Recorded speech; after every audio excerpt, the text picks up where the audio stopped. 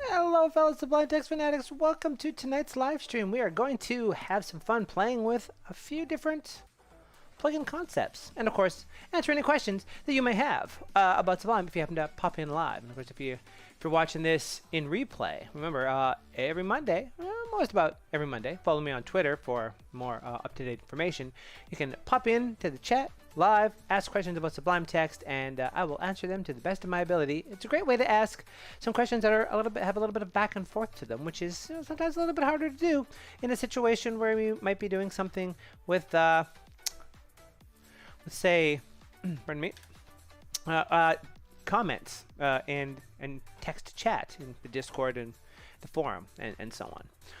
And I also stream weekly on Twitch as well, a couple times. Information should be down in the description below the video, where you can also ask questions about Sublime Text. Those are all streams in which we are doing actual software development tasks using Sublime Text, using the exact same stuff that you see all throughout the channel here on YouTube. So just gonna make sure we got everything good to go here. I think that's telling me I'm now live on my channel, and we have I have to say, we didn't get live on last week, and that was just because work is and has been, you know, a bit of a bumpy road for the last little bit as we kick off a new project, and we're some of the other developers are finding their feet in the technology that we're using and the like. Unfortunately, that means that sometimes I need to sacrifice my time here with you on a live stream on YouTube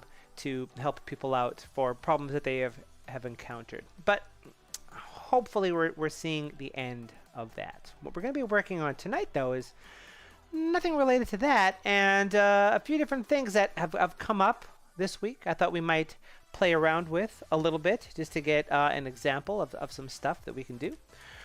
Let me just do one more thing like so before we jump into this thing. So remember, if you have any questions about Sublime Text, any Sublime Text questions at all, feel free to drop on down into the chat and shout them out. Say hi. Does not matter what we are currently talking about. If we're working on something that's completely unrelated, you feel free to ask those questions, and we will try to get them answered as best as we can. For right now, though, to the code.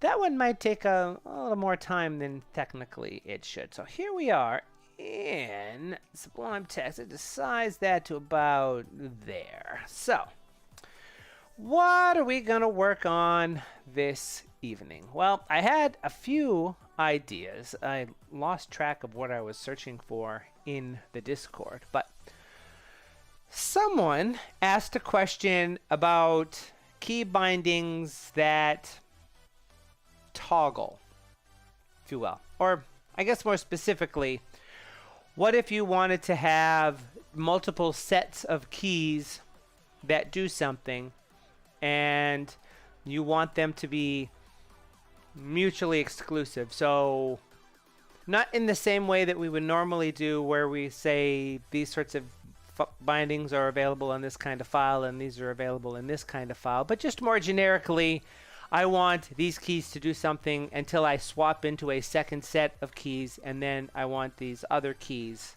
to perform these other actions instead. And we had a little example of this that we threw into the Discord for the person that was asking this, and I think by and large it's probably exactly what they were after, but we could actually kick that up another notch, if you will, with a little bit of extra functionality. So maybe we want to do that as well. Stop unloading, guy. Thank you. Some things just do not want to stay connected to the internet, you know. We got that, and someone asked a question earlier in the Discord about trying to find information inside of source files, and potentially there's ways to accomplish that as well. So I thought that might be the thing that we might play with here in the stream. So let's start first with a sip of tea, so we can wet the old whistle before we launch in. So, can we make key bindings that you can turn on and off? Is essentially the crux of this question, right? As a matter of fact, let me see if I can actually find, I don't know where it would have been asked. I had a search and then I restarted my Discord.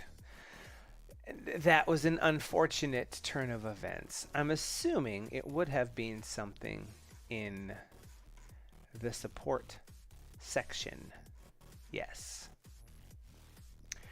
The question was this: does anyone know if it's possible to make a keybind that swaps to an alternate set of keybinds? I'm trying to make a custom keyboard layout thing.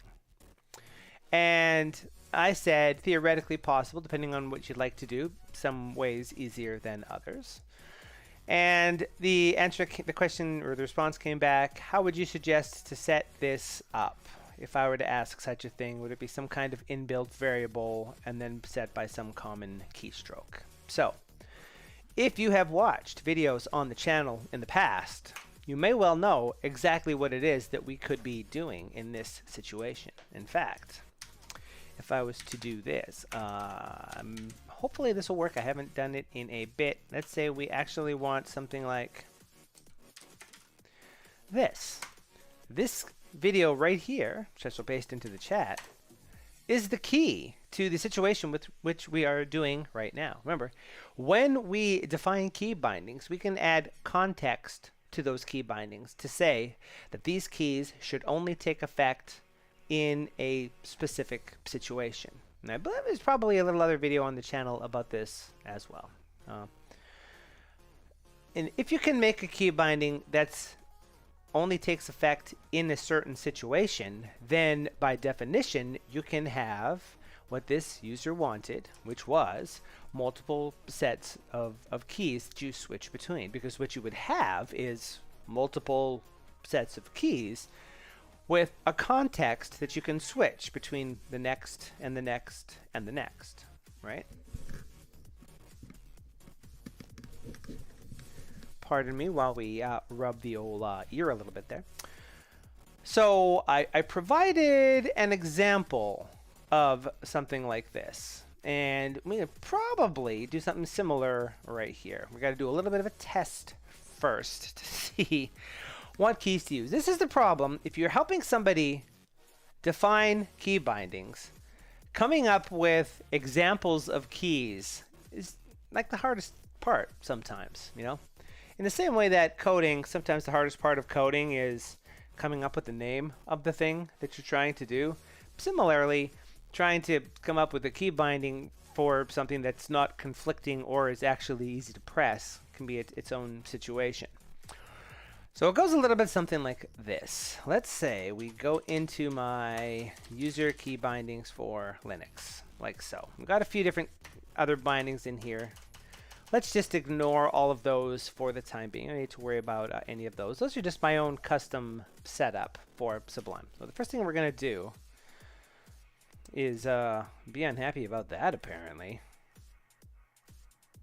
You may or may not have broken the YouTube package. We'll have to take a peek at that. What you want to do is log commands. And there's Sublime Text 4. You can do this without having to specify the true or the false. If you're using Sublime Text 3, do that with log commands 2 true and log commands false to turn it on and off respectively. And Sublime Text 4, you can still do that, but if you don't specify one, the state just toggles to make your life a little bit easier. Hello, Mohammed. Welcome to the stream. Hope you're having a good week so far, short though it may be. The example keys that we were using here was Control-Alt-Z, which it looks like it does not do anything. Sorry, Control-Alt-Z. Got to be Canadian. And Control-Alt-C, which I'm assuming we're also not using for anything. And we are not. This is a very simple sample, if you will. Let's turn that off for the time being. Just for now, because it'll be a little confusing otherwise. So here's what we want to do. We want to have a key, Control-Alt-C, and I'm just looking at an example key binding here to make sure that I don't mess any of this stuff up, while we're live and all. So key binding, and I can't remember the key that we just tested. Control-Alt-C, like this. Now let's say the command that we want to execute here is the copy command. If we do this, then theoretically that's all we need, right? And then if I push Control-Alt-C, I can copy and then paste. Paste, paste, paste. So that totally does exactly what you like. Maybe you also want this to paste instead, right? Instead of copying, you want it to paste. And now we push Control-Alt-C and we get a paste. But the trick that we're trying to pull off here is we want both of these keys to be this, but we want to be able to toggle them on and off. We want to be able to say this binding is active, now this binding is active, now this binding is active, and so on. Awesome to hear. So there are ways to do such a thing, right? For example, if I have these two key bindings just like this, and I add in here, a context. Context in a key binding specifies to Sublime that you want this key binding to be active only in certain specific situations. Not everywhere, just sometimes, right? So probably shouldn't have done that.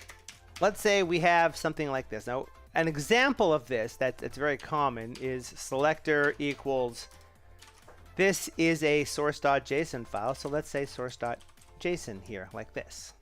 All right. Now what this is saying is Control-Alt-C is bound to the command paste, but only when the current file, the location of the cursor, realistically, is in a JSON file.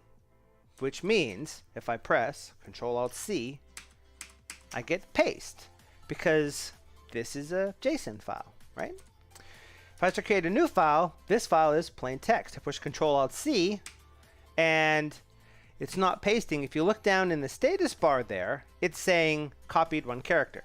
This key binding now is only active in non-JSON files. If the same thing would happen if this was Python, for example. We don't actually see it doing anything at all. We could type some text. Well, I guess the nicer thing to say is that.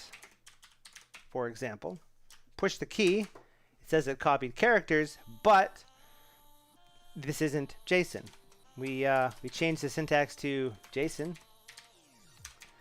And now when I push the key, we get the paste. So this is exactly the sort of situation that we want to deal with here, right? But what we want is to be able to toggle this one key. So first this one, then this one, not based on the type of the file, but based on something else, some other key. And in the example that I used here, we used Control-Alt-Z for that. So let me just get rid of that. And just to get us ready for this example, we're also going to do that as well. All right. So here's the two keys we want to do something with. They have context. It's empty. No big deal. As a matter of fact, let's take that and copy it one more time. And this key will be, for our testing purposes, Control-Alt-Z or Control-Alt-Z for our Canadian friends there. Good morning, Akash. Welcome in. Hope you're having a good day. Good morning to you. Now, how are we actually going to trigger this? How are we gonna make this key binding toggle back and forth using context? And there's actually a way to do this completely out of the box with no plugins whatsoever in Sublime Text.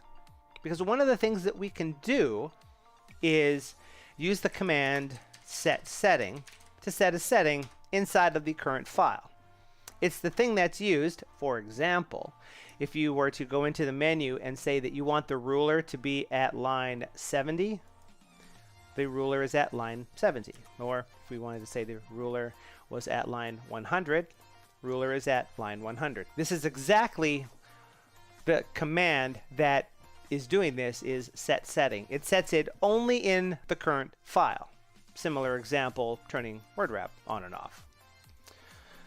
And if we can set a setting, then we're half of the way there, because one of the contexts that's built in is being able to do something if a setting is turned on, right? In order to do this, this command is going to need some arguments, because it needs to actually know what setting it's trying to set. So we need to provide for this as arguments a argument of setting, which sets what the setting actually is, and value, which sets what the value actually happens to be at any given point.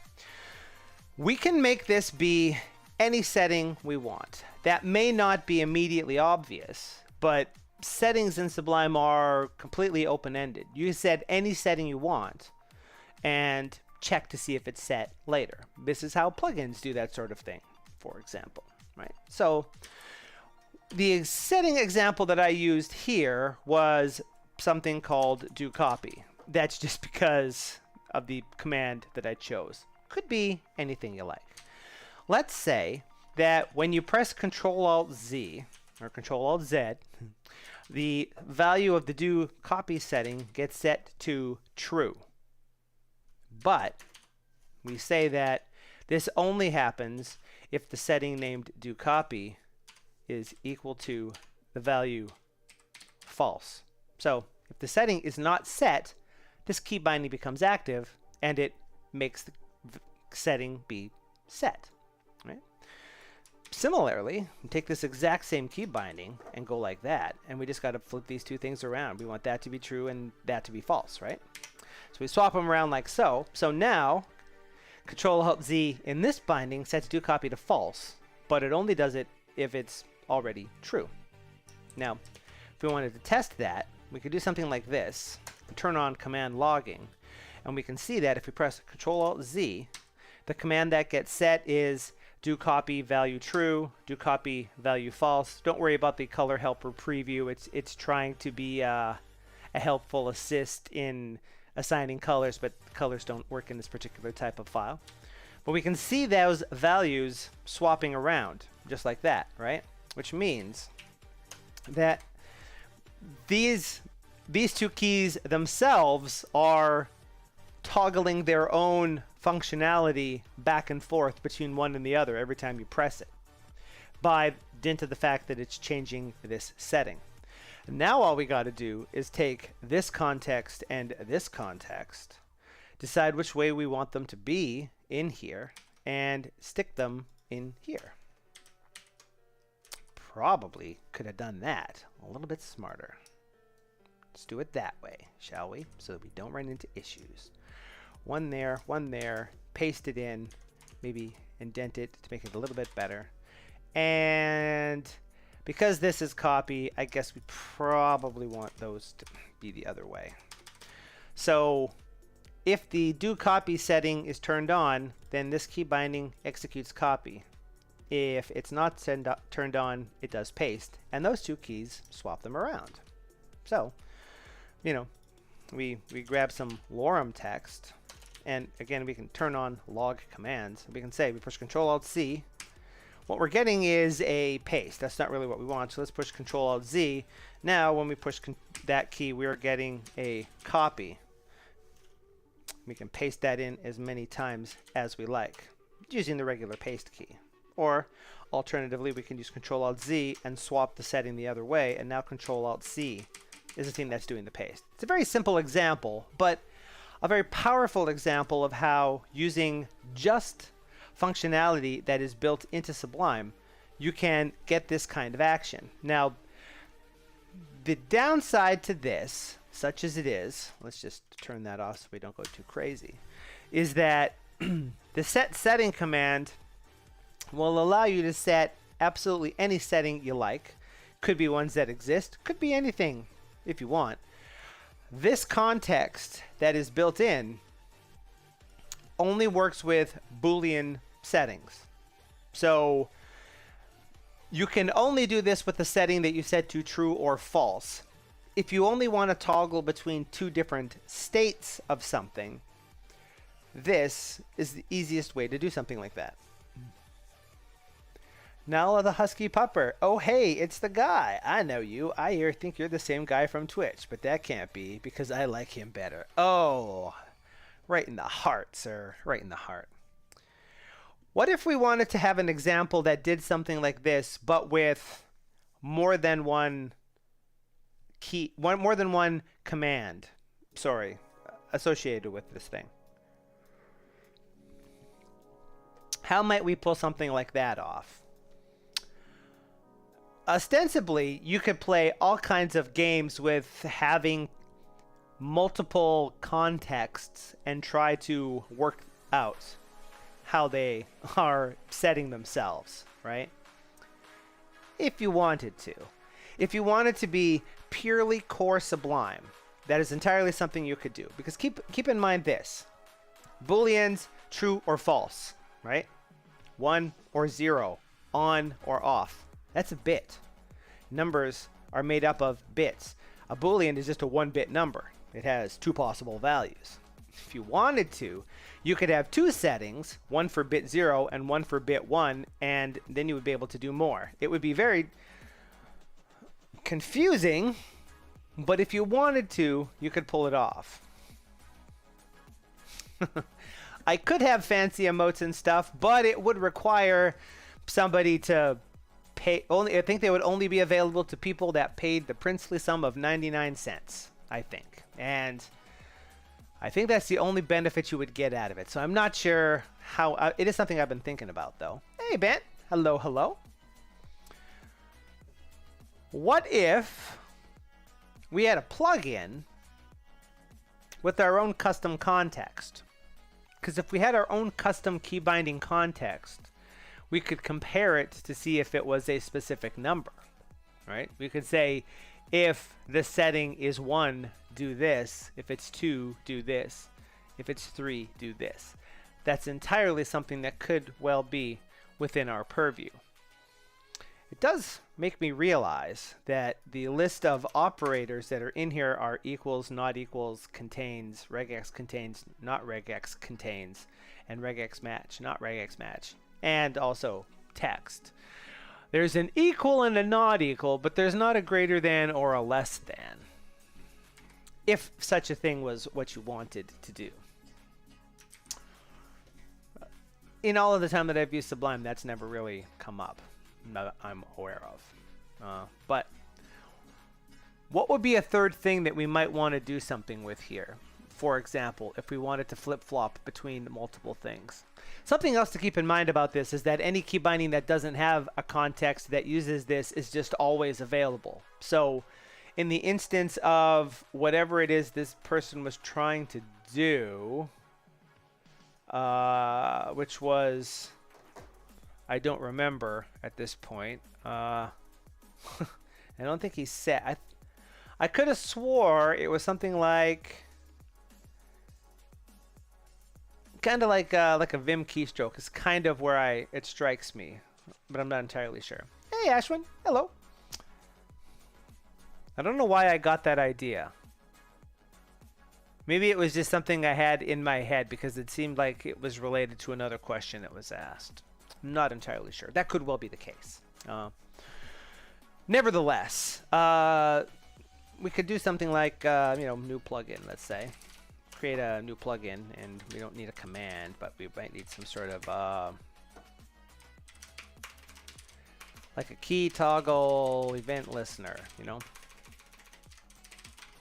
which is going to subclass from event listener. And that's going to be something like on query context. Let's see. Do we remember off the top of our heads what would happen in here? I think there's a view. I think there's a prefix. I think there's a locations. There's got to be a match all too, right? I don't use this one frequently enough to remember. Operator, operand, match all. Yeah, I thought so. I was thinking of auto completions because that's also something I was pondering earlier. Operator, operand, and match all. Yeah.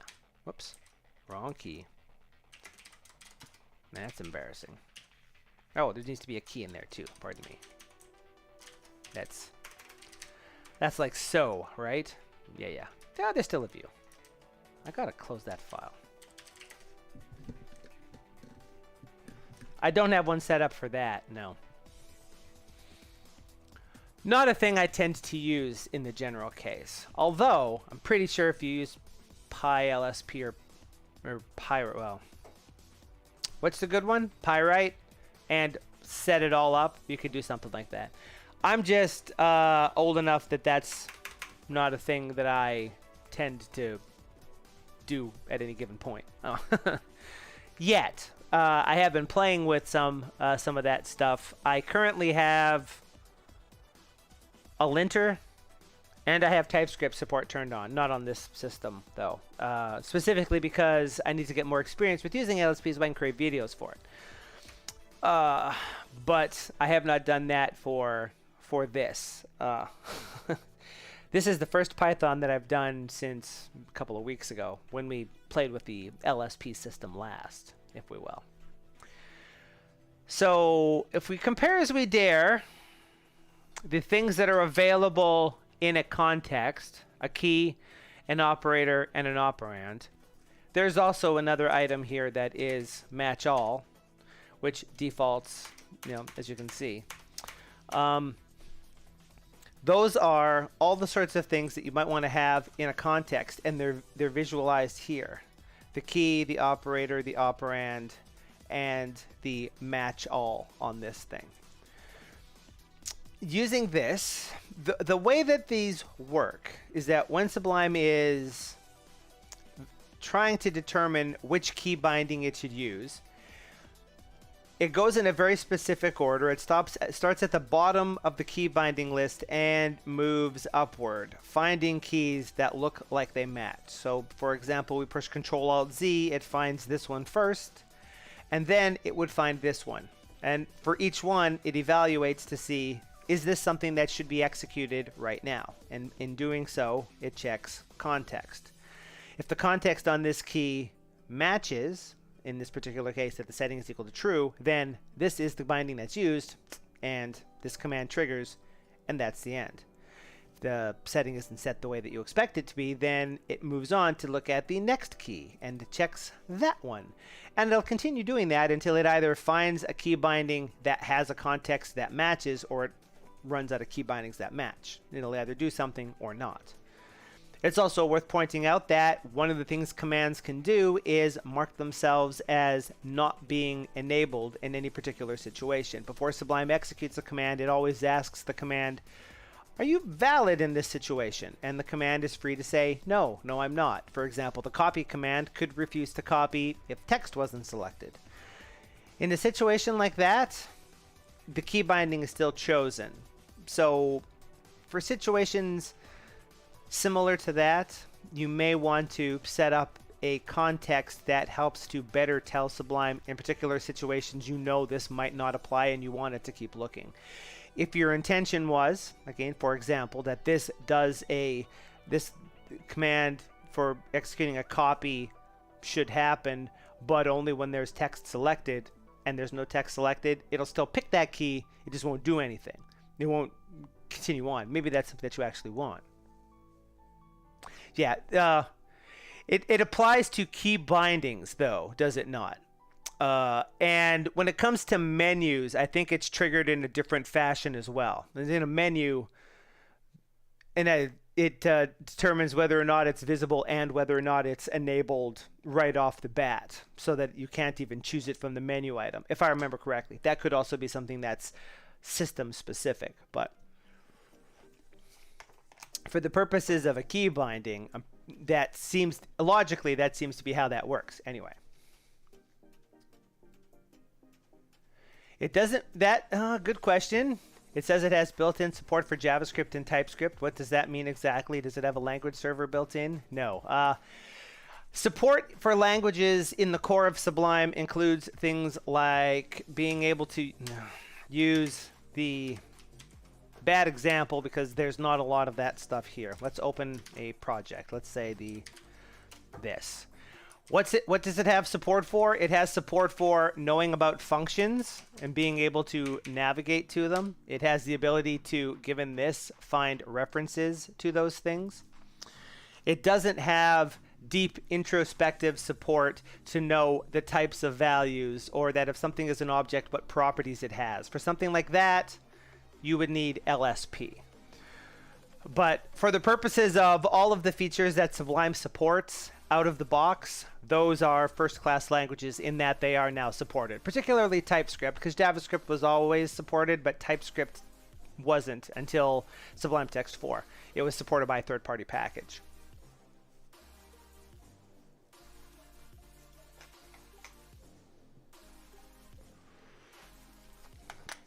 So, hang on. Am I missing anything there? Being able to go to things in the global symbol list is something that is automatically enabled for languages that are supported. If you wanted to jump to the definition of such a thing, also in file. Oh, JSX. Sorry, I thought he said JavaScript, but yeah. JSX and TSX are things I don't have a lot of familiarity with. It doesn't override it, it augments it. I don't think I have a great example of that at the moment, except for maybe that. In this particular situation, I have an LSP server enabled that knows how to lint things, so it can tell me that this is broken, and specifically it's broken because this variable is not declared, which points out that that's there. I don't have any examples of this right now because I don't have TypeScript enabled here and I don't have any TypeScript things handy, but it does augment the items that are in this list in a more intelligent fashion. And it can also run other situations as well. I think an example of such would be in here, where one of the things we could do is, maybe format this file to get it to automatically trigger stuff. Those are the sorts of IDE things you probably might be looking for if you're looking for something like this. And those are all examples of, oh, look at that, this line is invalid. Ooh, better fix that. Those are all things that LSP, the package, can do, and it uses the exact same technology that Visual Studio uses. No. The built-in stuff, definitely not.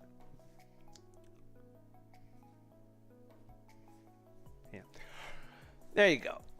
Syntax highlighting, indentation, syntax-based indentation is also a new thing as well. But essentially, that is the magic of that. Yes. There has been some hullabaloo about that recently. You know, people that think that first class or support for those things means it's an IDE support is there, and that's not the case, and that's because Sublime's not an IDE. It's just a very sophisticated text editor. As we can see, we can give it IDE-like functionality, though. We do something like that. Key toggle listener. So, when it comes to context situations here, what Sublime's going to do is, for all the plugins that have an on-query context item, it's going to invoke them. As a matter of fact, I believe it's even documented here. This should return a Boolean or none. And there's a specific reason for that, because what Sublime is asking us as the person who wrote this event listener is, I have a situation here. Do you apply in this situation? And your answers to that question can be, yes, this command, this context is satisfied. It can say, no, this context is not satisfied. And it can say, what you talking about, Willis? And Sublime's going to keep calling these methods until something says, yes, it's valid, or no, it's not. What this really boils down to is their keys in contexts are unique, and you should only verify whether or not a particular key is valid if you're the one that did something to define it in the first place. That's a what do we think about Nala's joke there? Beware the IDEs of Mars.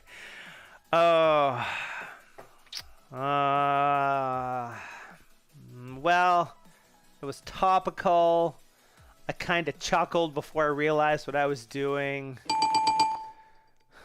We'll allow that one to go through. Yeeps. Got to be very careful here. I've been writing a lot of JavaScript lately, so bear with me as everything we do ends up being JavaScript in Python and wrong. What would we like our context to be named? Let's call it toggle state. Like so. In this particular example, and I'm just going to very quickly snag those because I want to throw them into a gist later. Ooh, boom. Oh, that got unhappy real fast. Hang on. That's a lot of red. That's going to make me sad. There we go. There we go.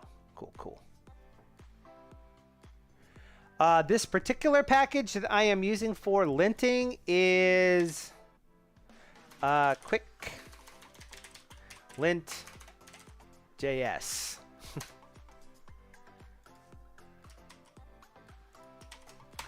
Written by fellow Twitch streamer Strager. It aims to be a linter for JavaScript, TypeScript support coming next year, I hear, that is incredibly fast and just tells you about code bugs.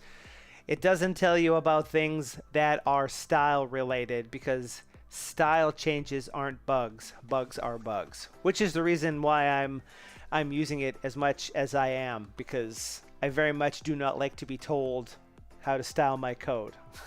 I find readable what I find readable. Didn't miss anything else there. Name it Bob. Name it Bob indeed. Well, we could, but it's too late. We've named it that. So here's what we're going to do. All the places where this exists, we're going to do this. All right.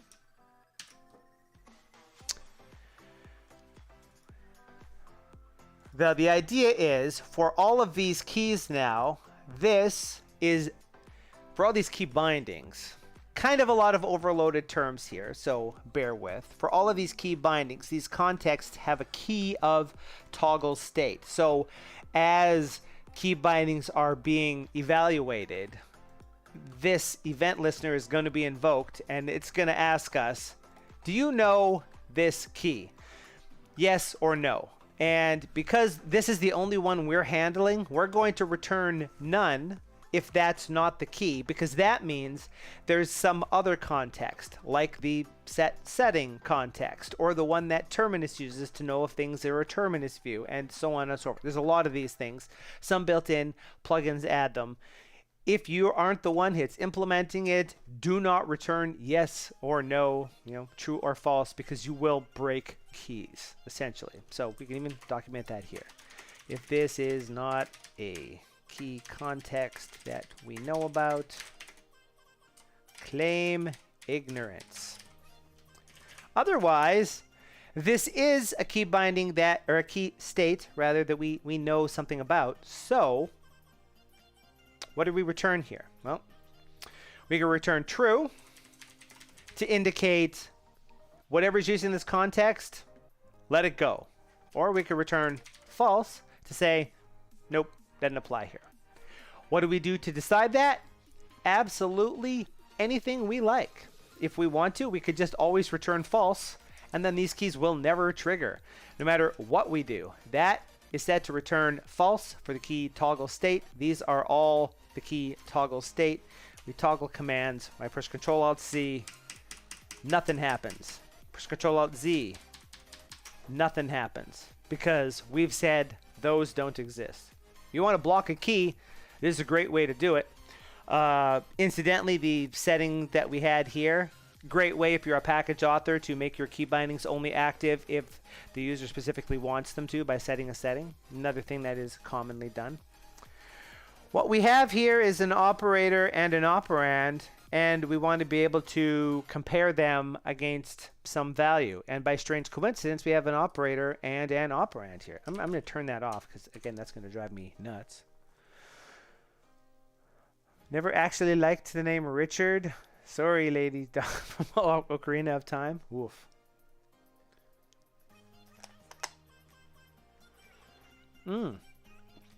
Until you said that, until I started reading that, I hadn't actually put that together. That must mean that that's been around for a bit, huh? Because we weren't in the latest, we weren't in 4030 or 4031 2 weeks ago. The thing we're talking about is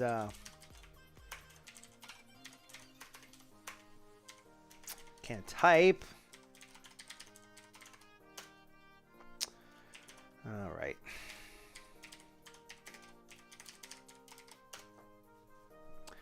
That didn't always used to happen. It is pretty shocking, though. In the video, in the live stream where we were playing with LSP, we were using LSP's troubleshooting option to be able to try to figure out what was going wrong, and that was burning our retinas out. But it turns out it's not an LSP problem. It's a Sublime regression of some description. Yeeps. Okay, what do we want to do here? We need to do something with the operator and the operand. Remember, if the operator is equal, not equal, etc. I did. Well, we got to describe these things. People in the chat might not know what it is that we're talking about, and now they know. They're probably rubbing their eyes, but now they know. And this, my friends, is why dark mode is where it's at.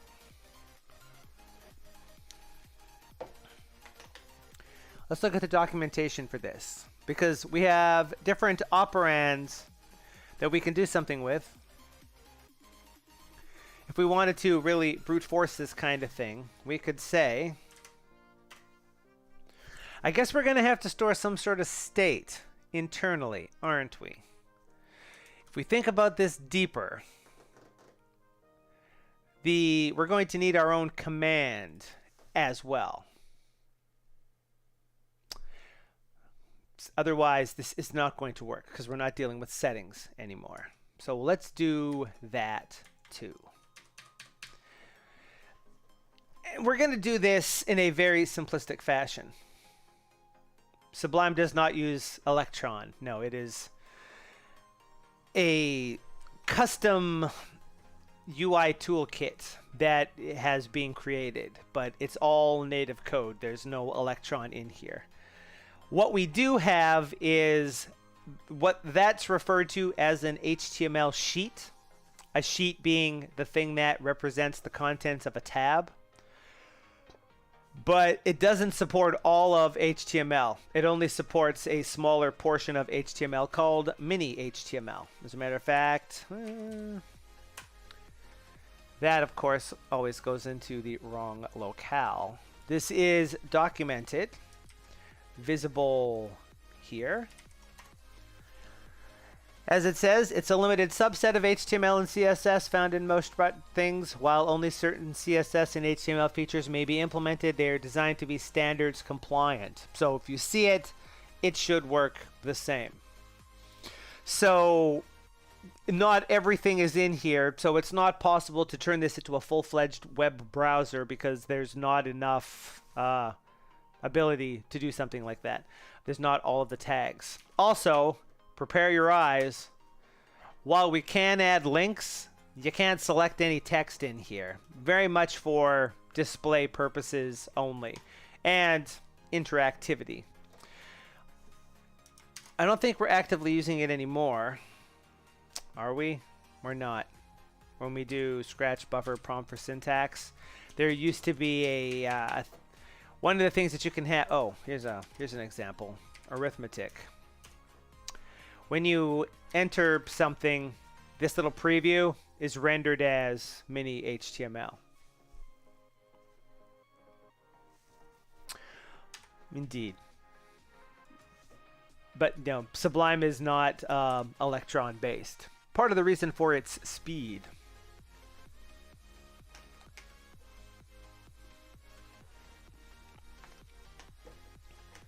Here's what we're going to do. We're going to say we need a command for something like this. We're going to call this set key toggle command. We're going to call it a text command.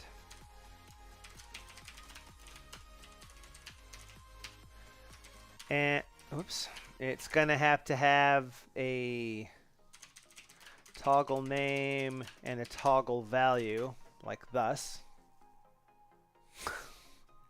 I've only done it twice. We don't need new retinas anyway. If you're watching this stream, you're cool, man. You're cool. You should be wearing the shades.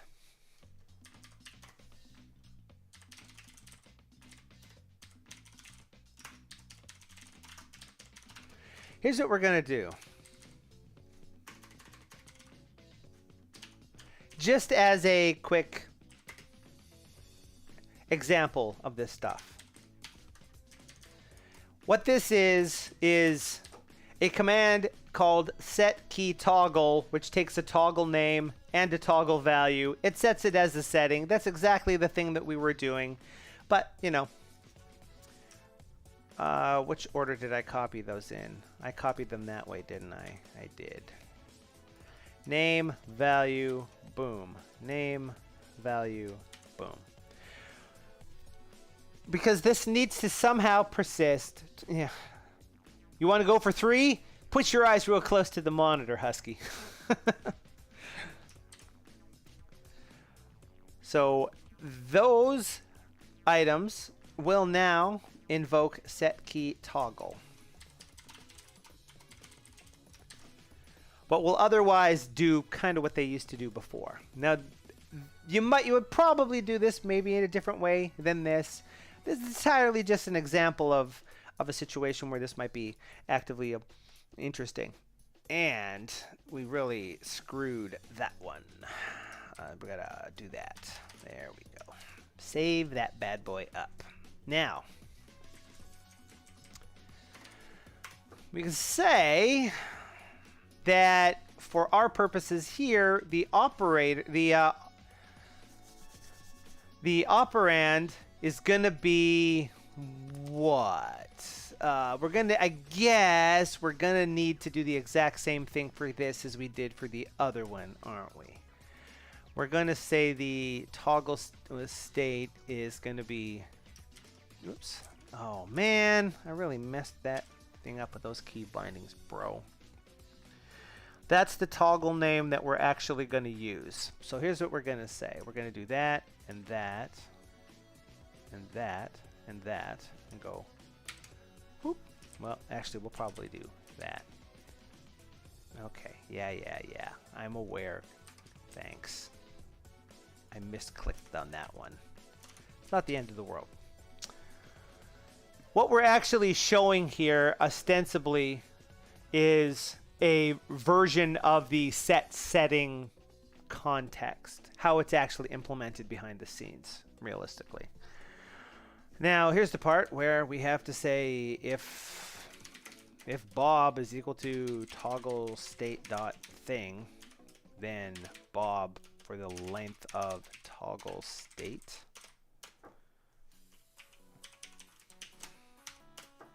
gives us that. So I can never remember how slices work for all of the Python code that I've actively written. So we're going to say that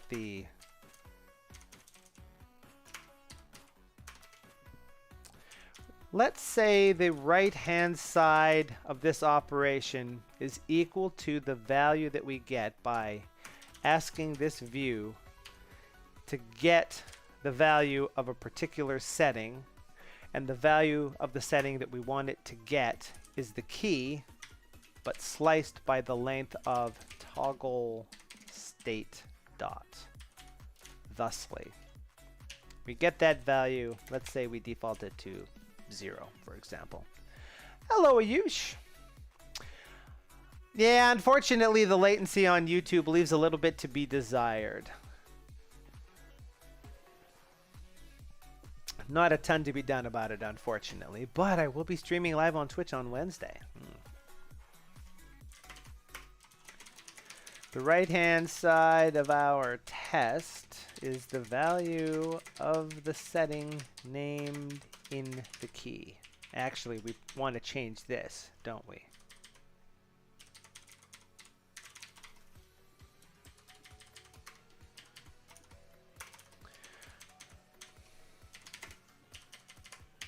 Before we end up with any bugs, the only time that this context applies is if the key starts with toggle state. Otherwise, it doesn't.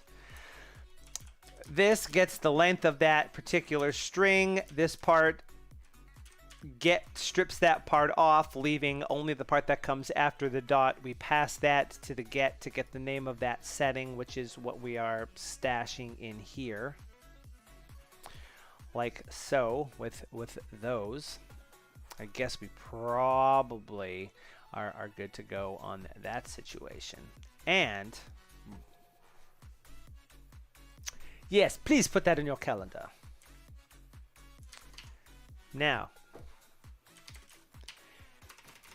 hackily, if the operator is equal to, and I closed that and I didn't mean to. Sorry.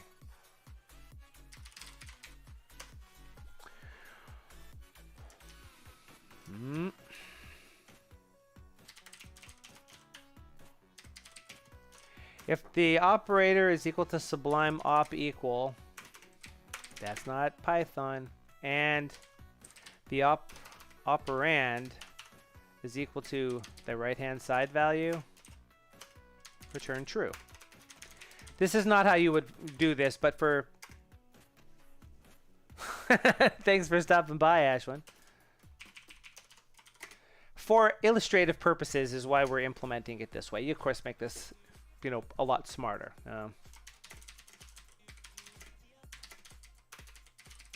If the operator is equal and the two values are equal, good to go, right? Similarly, if it's equal to op not equal, verifying that I'm remembering that correctly, indeed, and the operand is not equal to the right-hand side, return true. We grab both of those two things and add the word not in front of them so it's not a lie. We fix that. The operator is unknown, or, sorry, is not one of the ones we handle, or the condition does not apply. The key is not active. Theoretically, should be enough. I had a reason for doing this in this particular way as well. So, we're doing this by numbers. So instead of setting the value to true and false, let's say that if do copy is 1 and hang on, let's do this correctly. We do want to do it to 1 if the operand is 0. We wanted to do it to 0 if the operand is 1. If the operand is 1, do that. If the operand is 0, do this. In theory, this works exactly the same way as it did previously. So if we turn the little command logging back on, then if we press Control-Alt-Z, we broke that pretty good.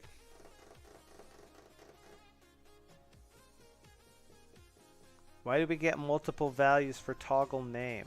Because I'm not that smart.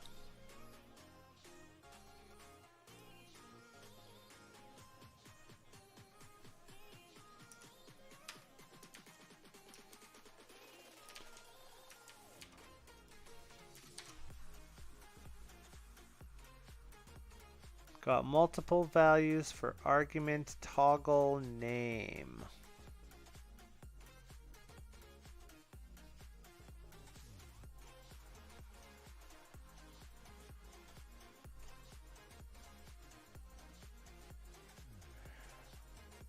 Hello, Raphael. How do you get that not equal to sign? That is, I think this will work here. That is referred to as a font ligature, and it is related to your font.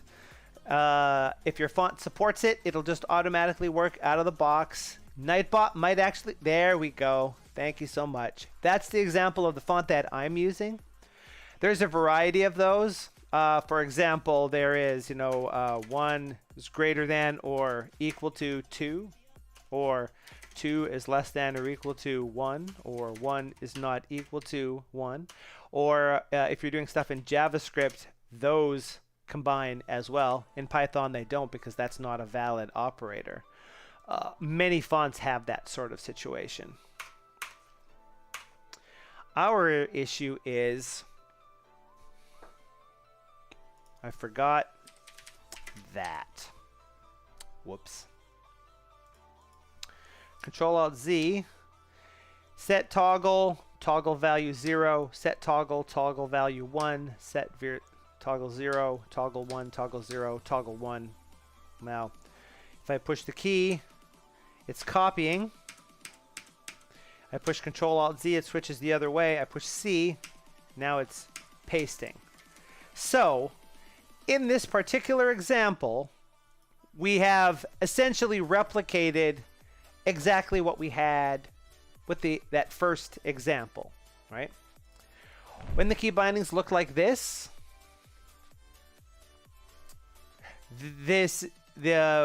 we had the same functionality as when they look like this. But we can do more now than we could do with this one. Because you might note that in this file, Control-Alt-C is a copy. We push Control-Alt-Z to make it a paste. Sorry, that was a paste. Now we've made it a copy. Over in this file, Control-Alt-C is a paste. Control-Alt-C is a copy. Control-Alt-C is a paste. Why? Because our example here, much like the set setting context, applies the setting to a specific view, i.e. a specific tab. So if the idea was you want these keys to be distinct between in a certain file, and you can toggle the command in each file, then this does exactly what you want. On the other hand, you might want to have it work across all of the tabs in a window. And that's actually pretty easy to pull off, because we can, I believe, do this. We'll see how well this actually works, because in my head it works real great, but I didn't actually try this before the stream started. So let's see. Push Control-Alt-Z. That's a copy. That's a paste. Right? Control-Alt-Z. That's still a copy. Did it break?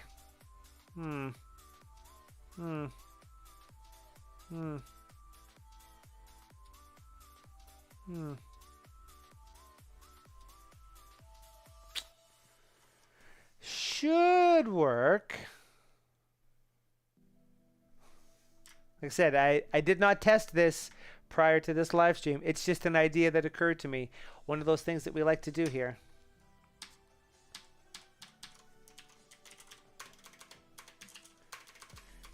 Window.settings to dict. Anything? Window settings are set to 1 for there, and of course they're set the same here because there's that. We toggle it, and now the value is 0. So on the face of it, that changing the Windows setting and this looking at the Windows setting should cause all the tabs in the window to sync up and do the exact same thing. So if that's a paste, then that should be a paste. If we set this to be a copy, so that's a copy, then that should be a copy too. And it is. So clearly I messed something up while I was pushing the key there. Now, the fact that this is a number instead of a Boolean also means that we can have these toggle through multiple commands as well. This one only triggers if it's 0. This one and sets it to 1. This one triggers when it's 1 and sets it to 0. What if we had a third one of these things? What if when it's 0, you set it to 1. When it's 1, you set it to 2. And when it's 2, you set it to 0. For example. And I think we should see it saying 2, 0, 1, 2, 0, 1, 2, 0, 1, 2, 0, 1. So we've made it be able to cycle through multiple situations here. Now this of course means that while it's 2, Control-Alt-C doesn't do anything. But we change it to that one, and it's a paste, and we go again, and it's a copy. Very, very simple change to get more functionality, which is the reason why we implemented that. You could also imagine that this part was implemented, you know, a little smarter.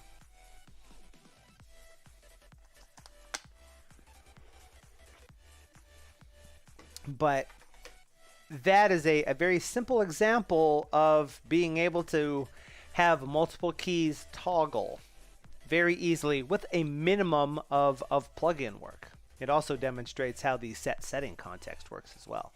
Let's bring that over to there, and I'm going to copy all of those as an additional set in this little stub example that I have over here. As a matter of fact, you know what we'll do? We'll copy that into this plugin, as I am apt to do. You can't see what's happening here probably because it's behind the chat and behind my face, but this is preparing some potential bring forward video content. So that's one thing that I thought would be interesting to play with as a situation. Did I actually delete those? I didn't, did I? I don't think we actively need those in play at any given point. Let's take those all out. That's one thing that we can do here. Now, there was another example thing that someone asked, which was this. let's just sort of take a look into something that's available, ways to accomplish this. Does anyone have any good ideas about how to extract property accessors using the current syntax, or am I stuck trying to do it manually? Take this expression, some function this object dot field. If you say hover over field, I would need to extract this dot object dot field, or if you hover over object, just this dot object. So far, I've only come up with the following idea. Grab the word the user is hovering over, expand the region so it covers the entire line before the word, and extract the string. If you hover over object, I would extract some function this object and use a regular expression to extract the property. So here's the situation here. Here's what's being asked. I believe he said this was C++ when I asked. That is not the level of copy that I expected out of that situation, to be perfectly honest. You know what?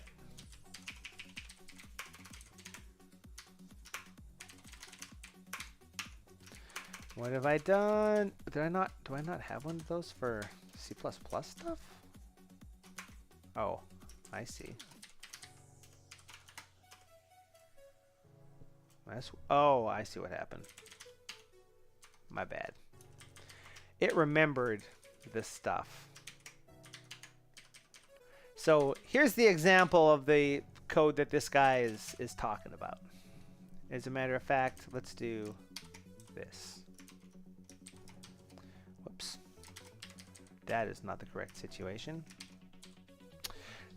Oh, you're making me sad, man.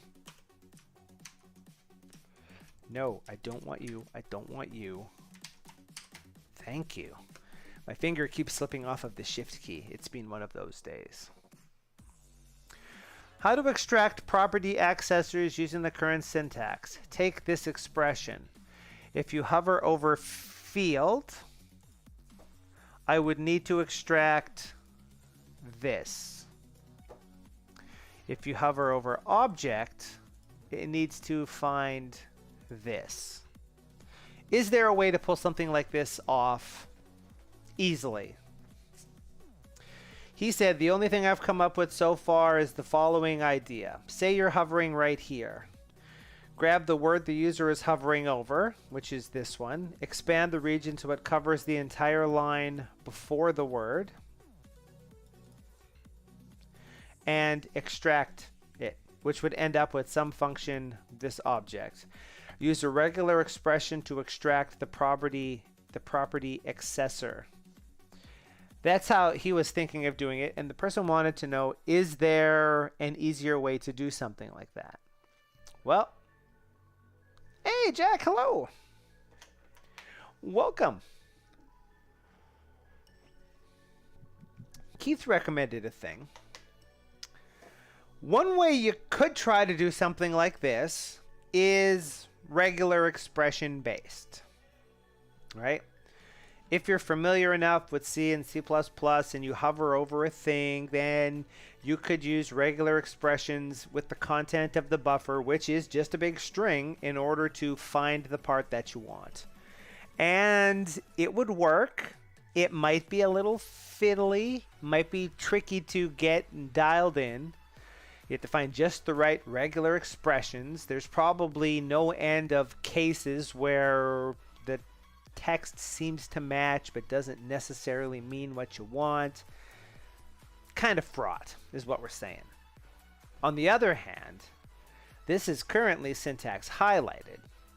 And that's because there's a syntax definition. And the syntax definition is a structured set of regular expressions that know, based on the context around it, what this probably represents. So at some level, all of the work is kind of done. Now, I haven't actually looked into this, but oh, actually, can we do this?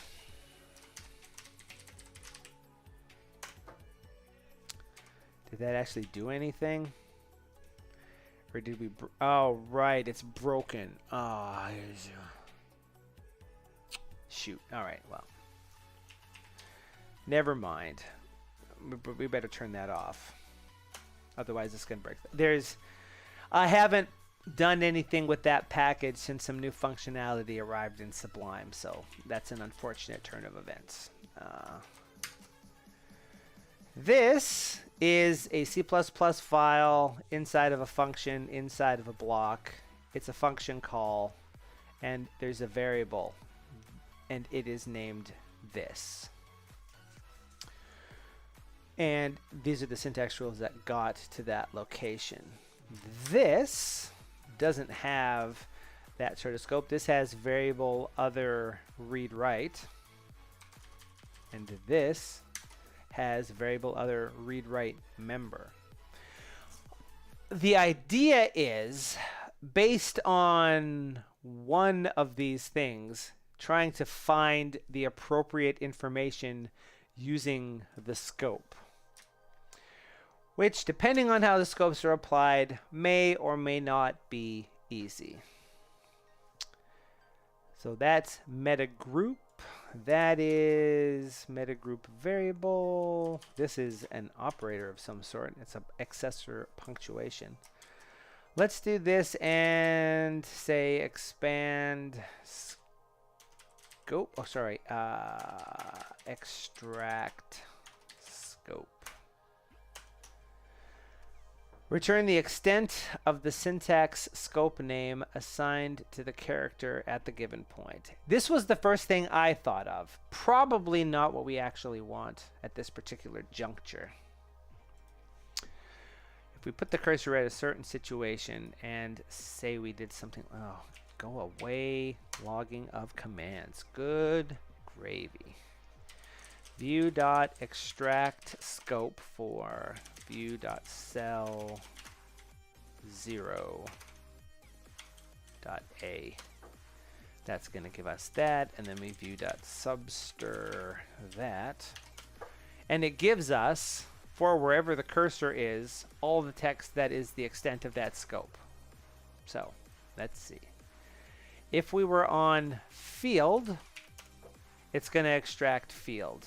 And if we were on this, it's going to extract object. And if we were on this, it's going to extract this. So what that part is a glorified way to make it easier for you to extract the word under the cursor, essentially. That's not what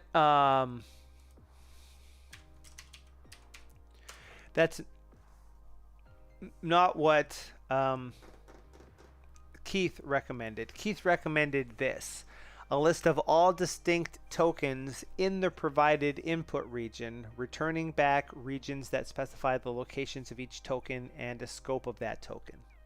What does this actually mean for us? We need to pass this a region, and it is actually documented, I think. Now, this is a little bit out of date at this particular juncture.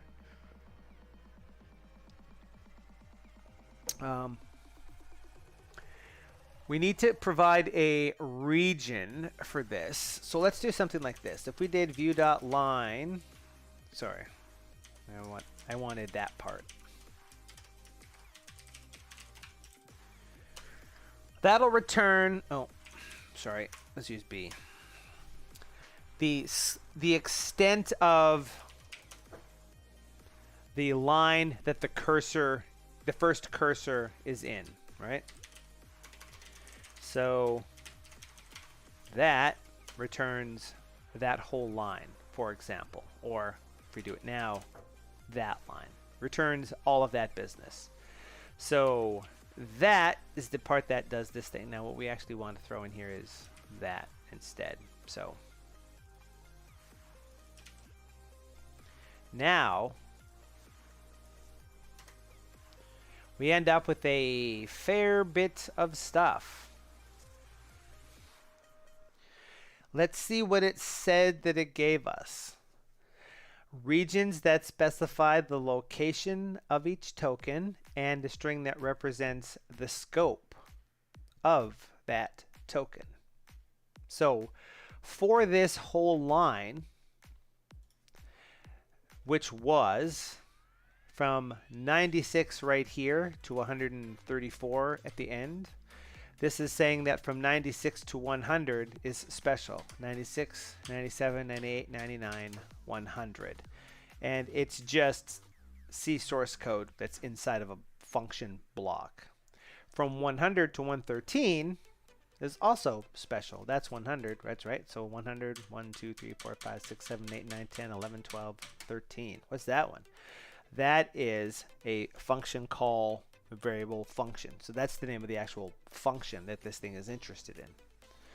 Moving forward from 113 to 114 is just one thing, which is the punctuation for a group of things. That is the open bracket. And then 15, 16, 17, 18 is the, in this particular case, it says variable language. Specifically, it's, this.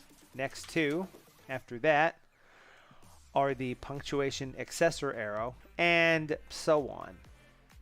So, one could determine from this kind of the information that you want from this, right? Now, if we think about this in a logical frame, it's not as straightforward as one might like, but it has other downsides related to what's actually happening here, because our sample here grabbed the first cursor location, expanded that region out to be the entire line the cursor is on, and then asked it to extract the tokens, which is all of this. So it's working over this whole line. So one problem is now it doesn't necessarily provide the same information as it did before. Now it doesn't necessarily provide the same information it did before if the cursor is here or here or that. What C isn't white space sensitive. Extremely pathological code means that this is actually valid C code. I would wager a guess that if you wrote this sort of code, your coworkers might come after you with a sack of doorknobs, but the compiler would compile it. So all else being equal, you got to be careful about how you do this sort of thing, because you never know, right?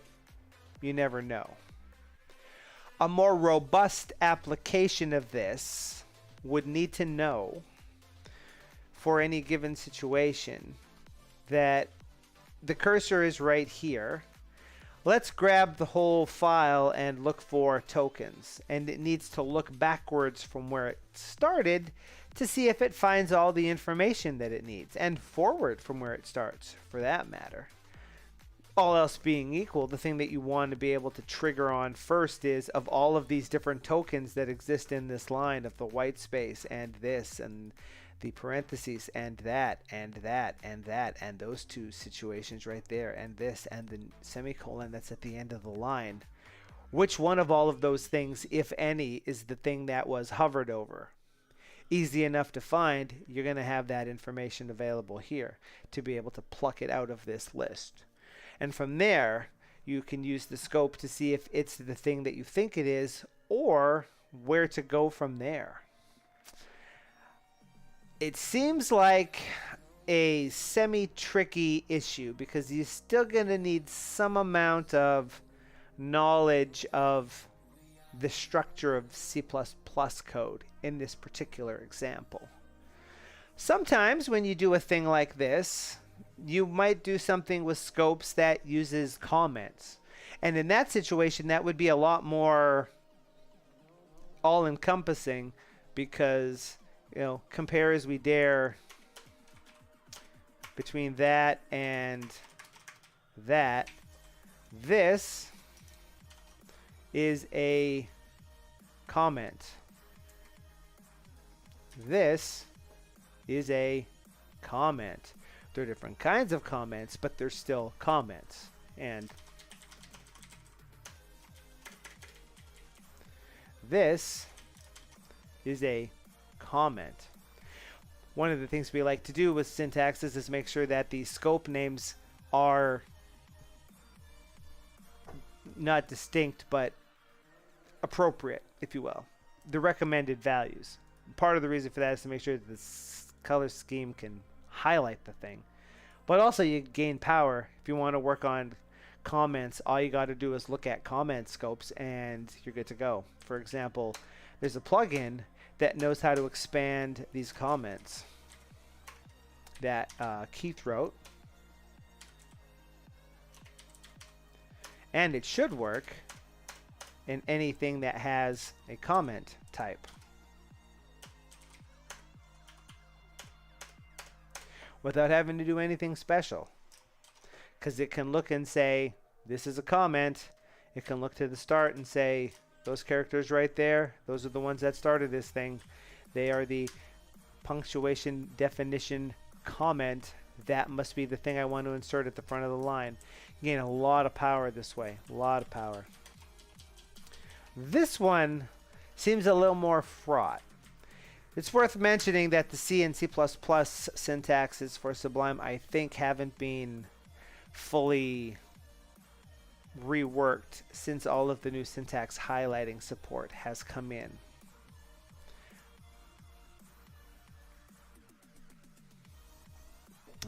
So anything you do now is kind of like something that may be changed. Maybe not.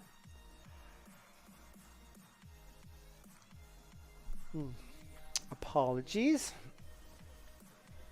Did not mean to yawn on you there. Yeah, I have had a lot of late nights and early calls as of late on things related to work. I'm not seeing any immediately obvious. That is variable other. That is variable other. What might we actually do here? His example says if you hover over field, I would need to extract this, or if you hover over object, just that. Should we try to sort of play around with this as a plug-in concept to see what we come up with? That seems like it could be an interesting thing. Because based on this example, it seems like what we want to do is make sure that the scope of the thing underneath us is a variable. And if it is, grab that and all of the tokens prior to this across any number of lines until we run into one that's not a variable. And then we know that we're probably done. That's not going to do anything in this particular case. Oh, it will. This is totally going to grab some function. So, what the heck?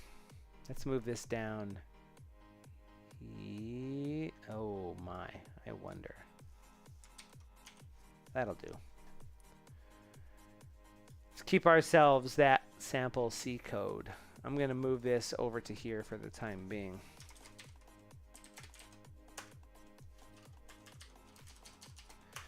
This would be a class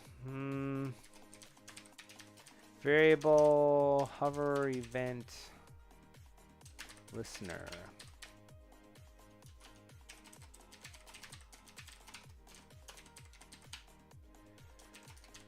On hover, and on hover is going to have elements that say the view in which the hover is happening, the point at which the hover is happening, and the hover zone. And let's say, here we would say if the hover zone is not equal to sublime.hover text, return. If the mouse is not hovering over the text in the buffer, we don't care.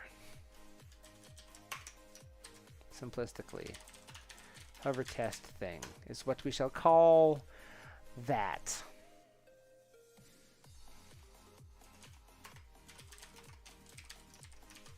So compare as we dare. Hover, hover. Nothing happens here.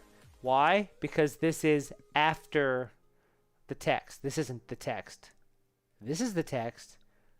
This is not the text. This is just empty buffer. Similarly, this is text. This is not.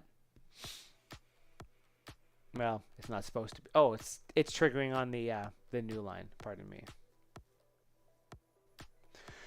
Yeah, I suspect that whatever this guy is trying to do, he's trying to do this exact thing. My suggestion was gonna be just use LSP, for what it is you're doing. But maybe he's trying to work something else that's completely different. In all cases, looking at existing examples of code is entirely a fun thing to do, right? But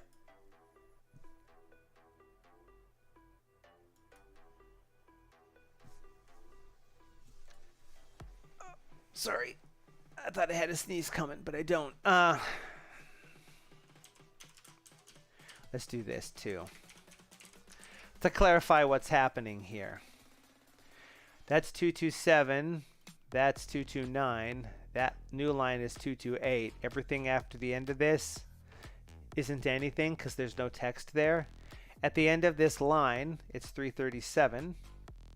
Down here, it's still 337 because as far as this is concerned, it's telling us the closest point in the text that the hover is happening at. So that's 319, etc., etc., etc. But that doesn't trigger because this is the gutter, right? And this part doesn't trigger because it's the margin. Well, sorry, the margin's to the right of a line.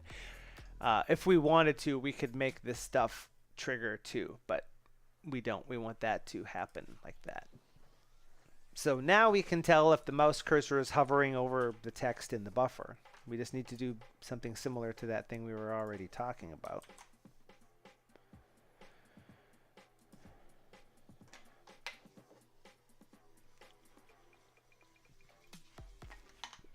I'm going to do something like this.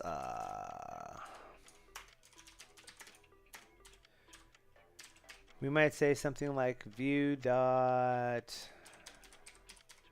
extract tokens with scopes. We need to provide a region view dot line point, and then we could print tokens, for example. So now if we hover over something, it gives us all of the tokens on that line. Nothing too exciting on that one. This one's quite simplistic.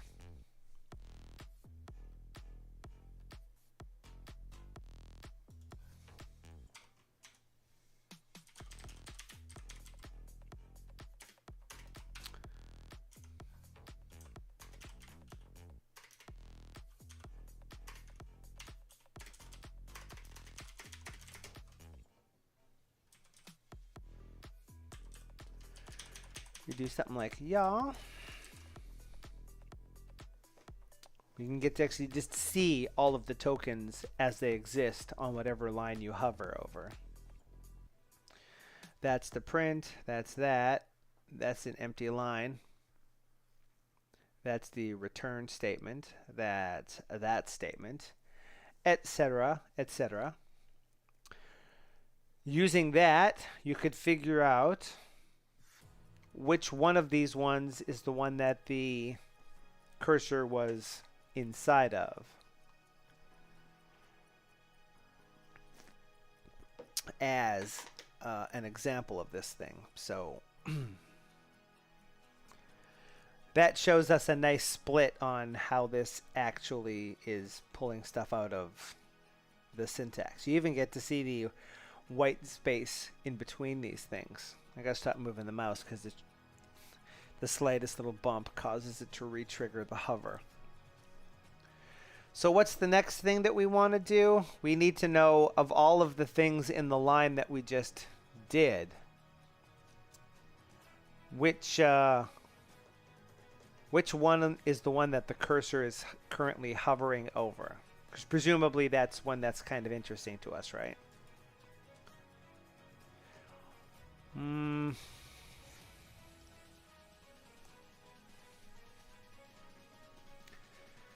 Now, see, I've broken my brain because I've been doing too much JavaScript lately.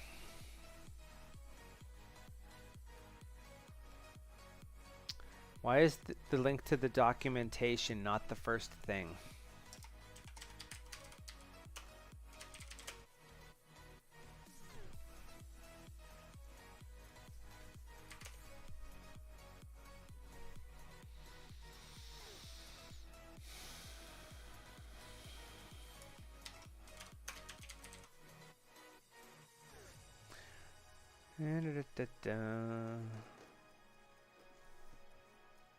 Is that not a global function? Am I completely losing my grasp on reality, tenuous though it may be?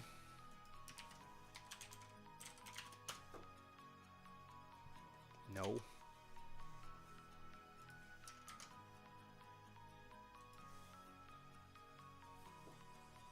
Thanks. Construct an iterator from whose elements of iterable from those elements of iterable for which function returns true. Iterable may be either a sequence yeah. We don't really want to filter it so much as we want to find the first one, right?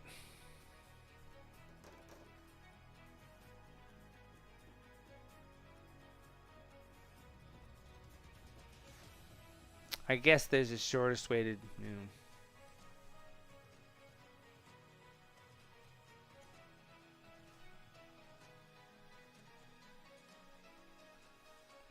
well, I mean simplistically.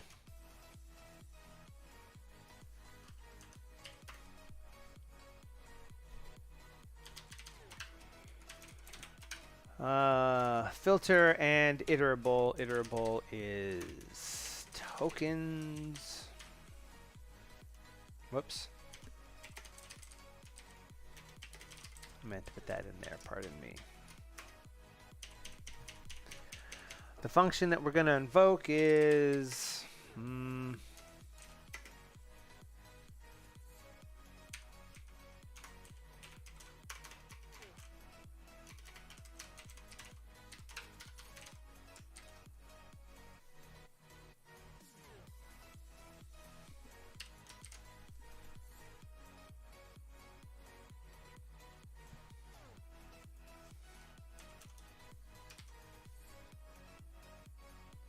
I should have known.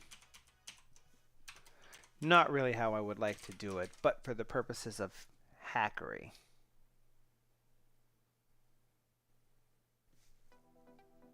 That's the region of the one thing that matches. And from that, one could garner the actual text of the thing.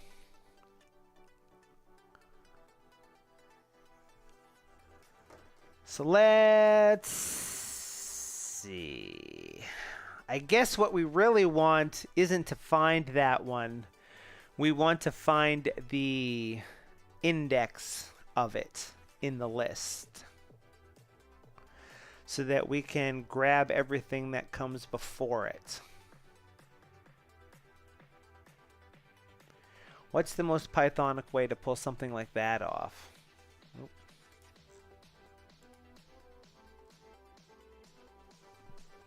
That was Ashwin pointing out then.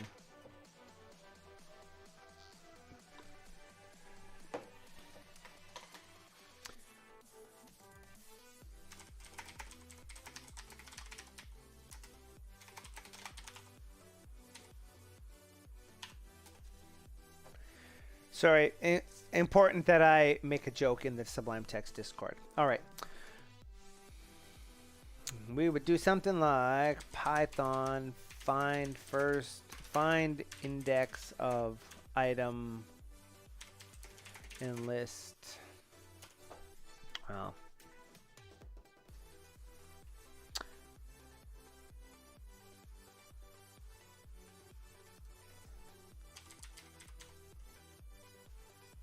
I guess we probably want that. I have a list of objects with attribute ID, and I want to find the index of the object with a specific ID.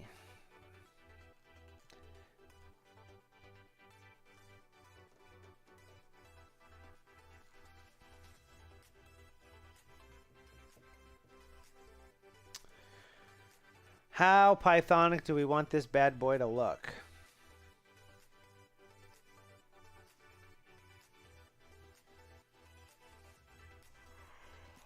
I thought of that too. I don't necessarily like that.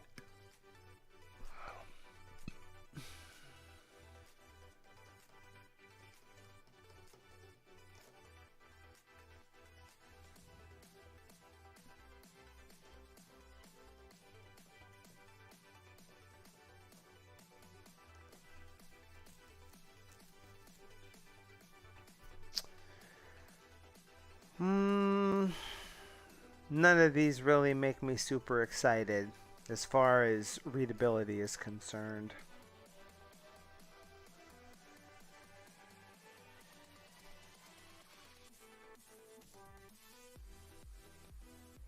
But -1 is a valid index. Well, let's do that one.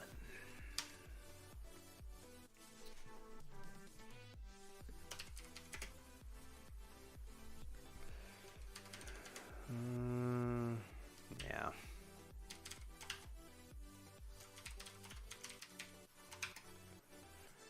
Okay, let's see. What's this thing gonna get? It's gonna get a list of tokens, and it's gonna get a point, and it's gonna return back an index of the item in there. Okay, so we do something like,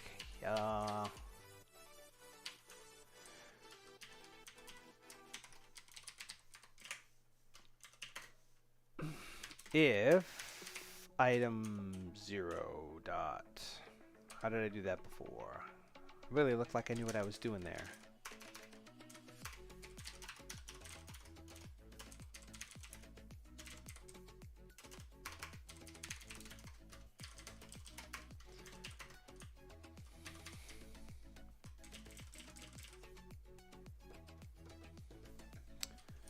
So let's say, get all of the tokens on the line that was hovered is the first part of this situation. Secondly, we don't really care about that. Then find the index of the one the user hovered on, right?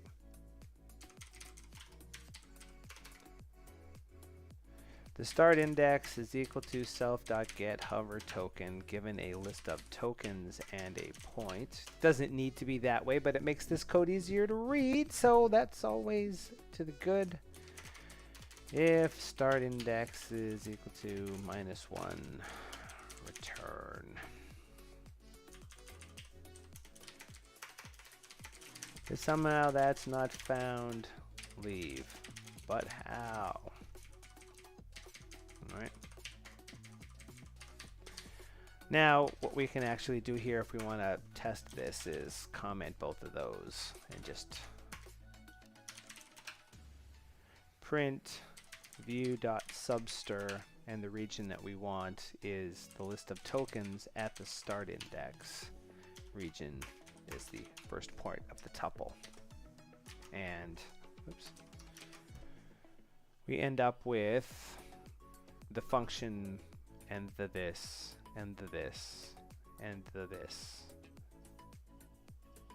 and so on and so forth.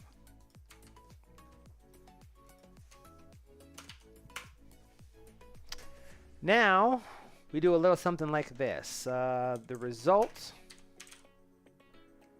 let's say the result region is going to be equal to this,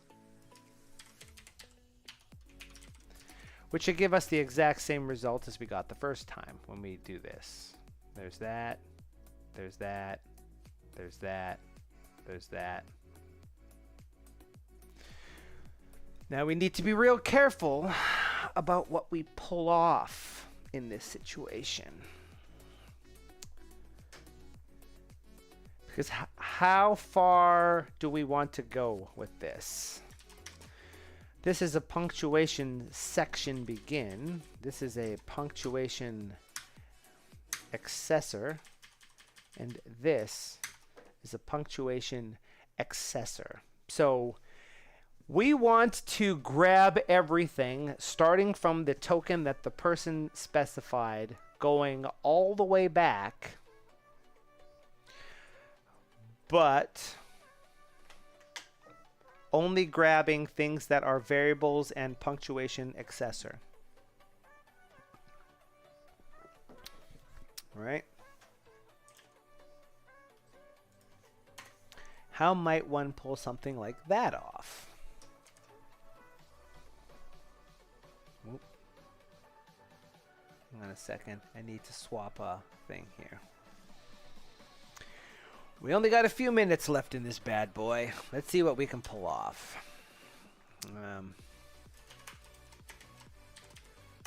Start our result region by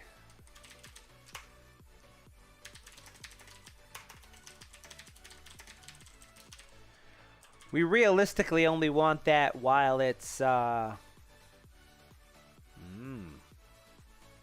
This is interesting. Can you make an empty? You can make an empty region.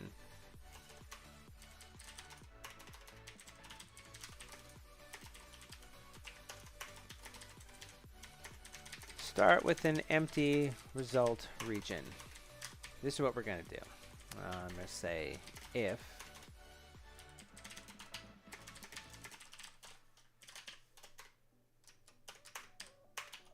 what did I do? Else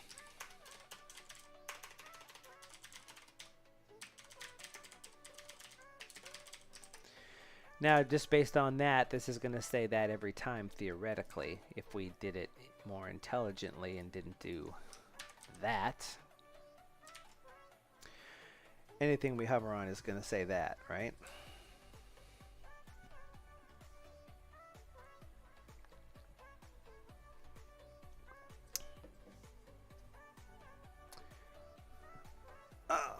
We need to start at this and go all the way down to 0. I don't necessarily know how a for loop works in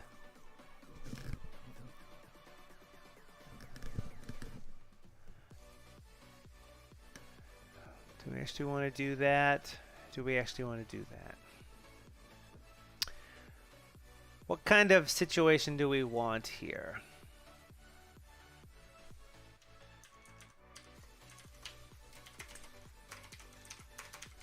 Starting at the region the user hovered over and going leftwards.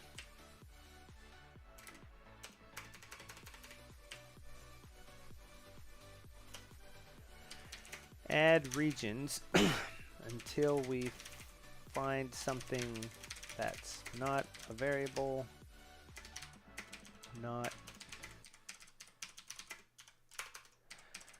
accessor punctuation. If we see one of those, stop.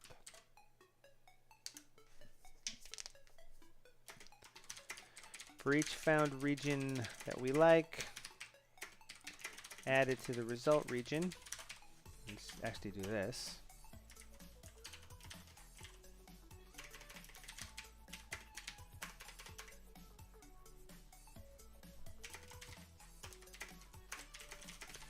If we run out of regions, go up one line and keep scanning.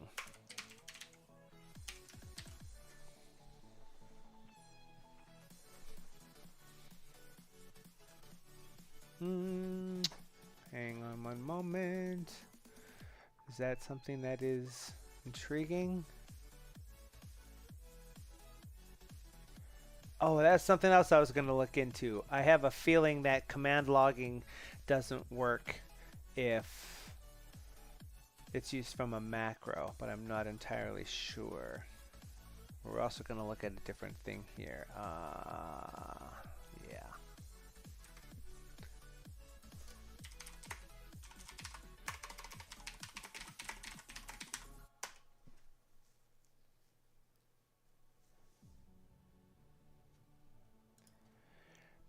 Boo. And then that's not necessarily kosher.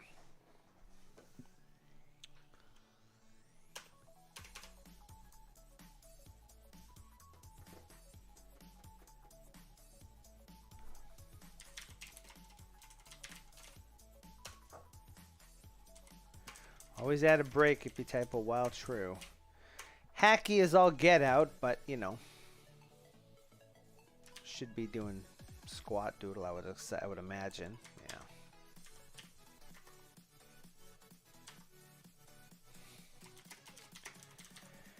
If this matches the, oh, actually, I guess what we actually want to say here is.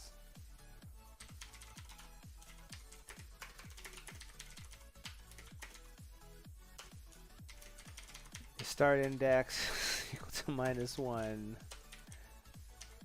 Right. It's kind of what we want to have here. So hopefully that doesn't hang anything. No. It's the sort of situation that I would use a do while loop for.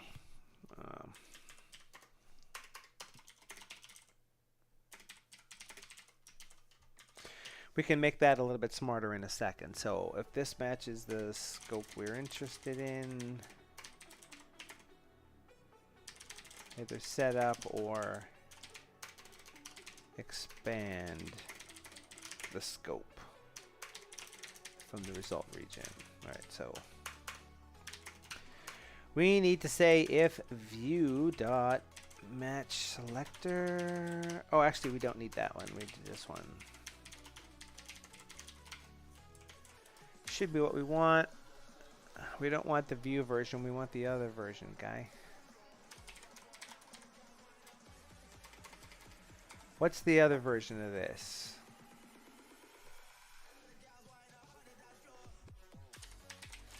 Sublime select score selector? Really? That doesn't sound right. Oh, I guess.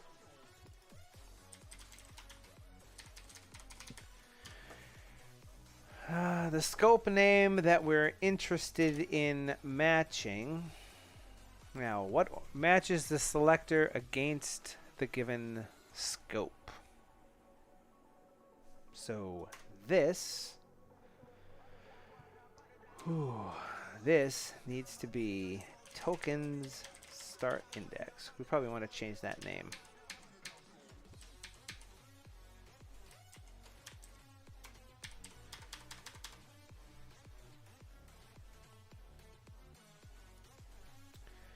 That's the scope we're interested in. And if it matches one of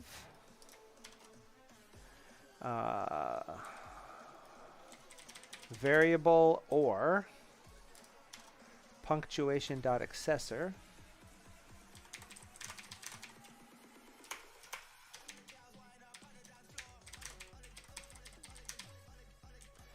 if the score of that is not equal to 0, then we do a thing.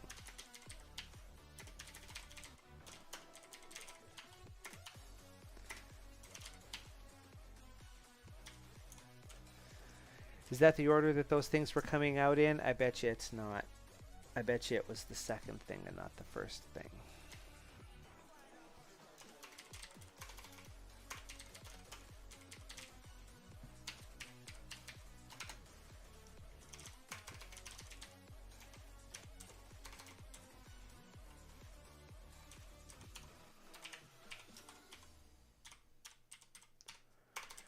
As a proof of concept, this is okay, but region,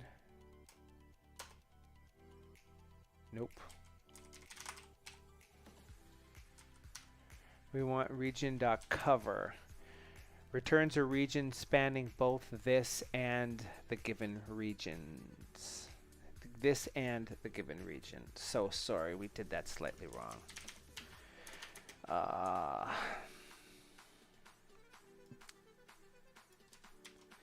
Result region is that if result region is none, else result region dot cover tokens index 0. Boy, that's rough, bro.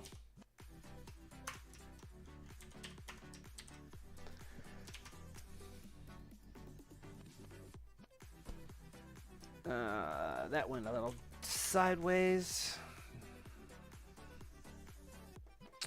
It should have stopped at punctuation dot section, and it did not.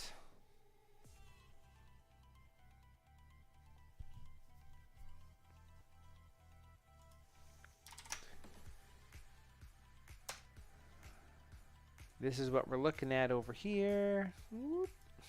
Uh-oh. Uh-oh, I lost my window. Shoot. No, that's not the right one. There we go. A score of 0 means no match. Above 0 means a match. Yeah. So if it's not 0, it matches.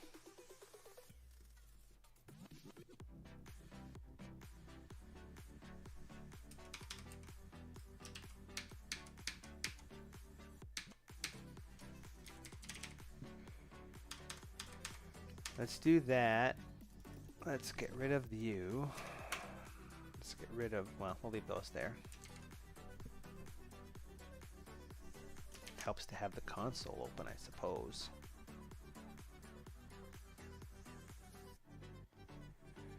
So why is it not stopping on that one?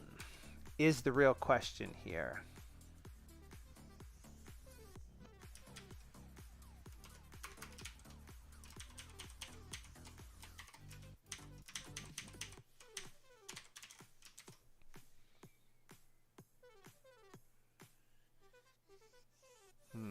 Hang on a second.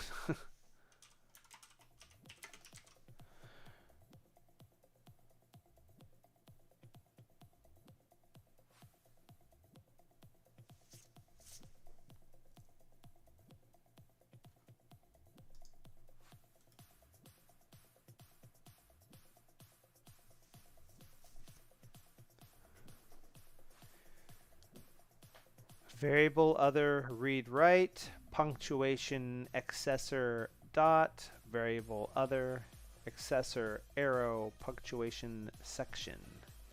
So, did I spell that part wrong? Why is that happening?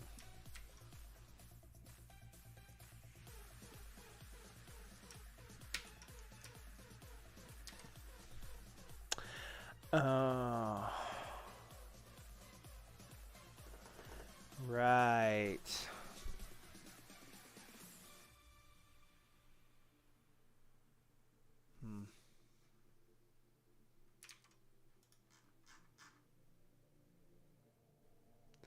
That's just gonna muddy the waters here.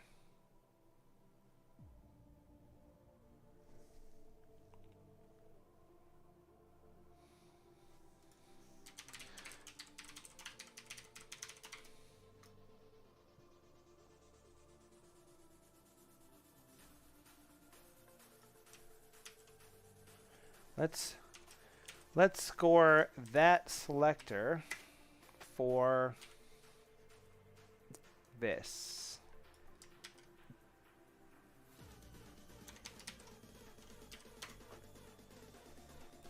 It's equal to 0.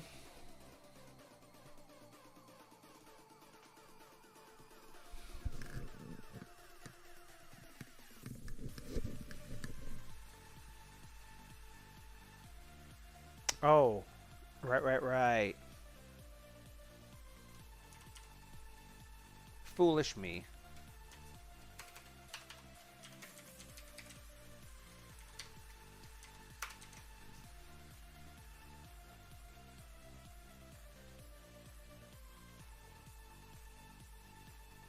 Like that.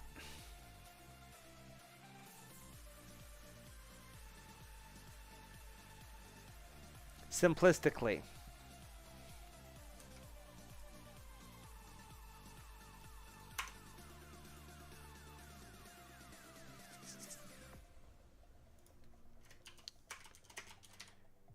If this isn't a variable of some sort, or variable or accessor of some sort, then we're done.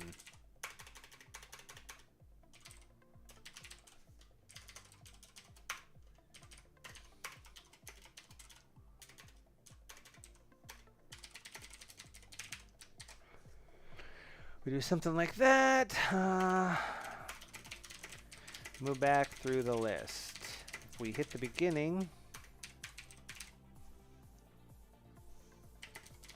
try to go up one line.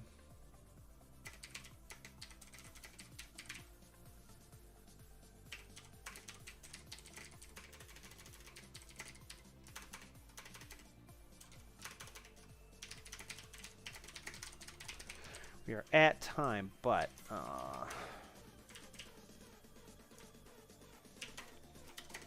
okay, so here's our situation here. We've run out of tokens on the current line. What we're trying to resolve now is something like this. This is still returning this. This is just going to return object, and this is going to return object.field. But realistically, what we want is to coalesce this by telling it to go up one more line and start from there.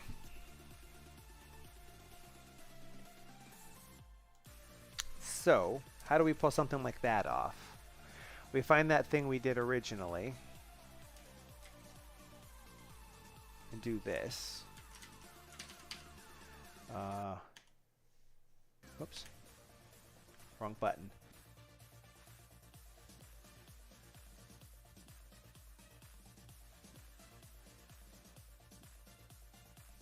Alright, I guess I don't have to sneeze after all. That made it go away. That's always exciting. We don't want that. We want this to be tokens, first positions. The first item in the tokens array, the region of that particular tokens, first item -1. And then index is equal to the length of tokens -1. Essentially. As a simplistic example. Theoretically, that should totally do a thing.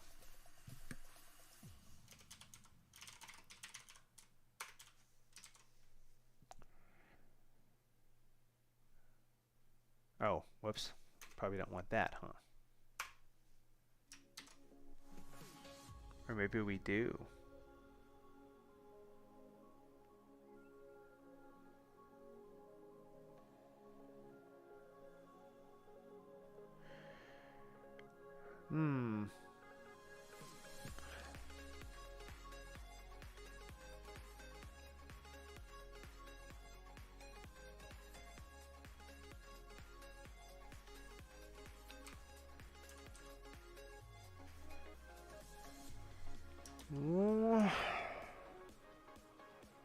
Oh. Right. All right, that's kind of problematic because that doesn't match any of the scope. All right. Here's what we're going to do.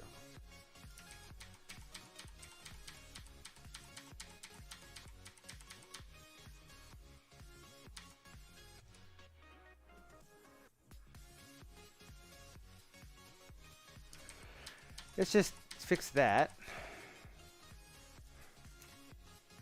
and say that it requires code like this. And it's an exercise to the reader. How to make it do more than that.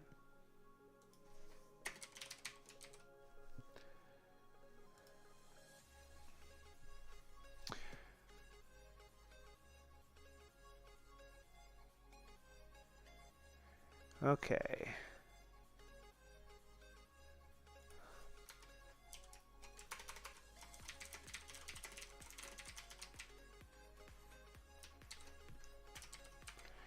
We like to be defensive about these sorts of things. Start with an empty result region, starting the region the user hovered over and going leftwards, add regions. Sorry, we'll call this combine regions. So we find something that's not a variable.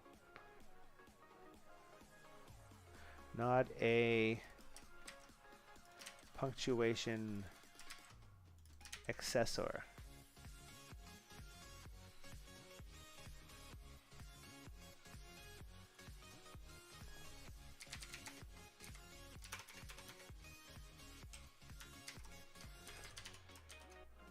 For each found region, combine it with the existing result region.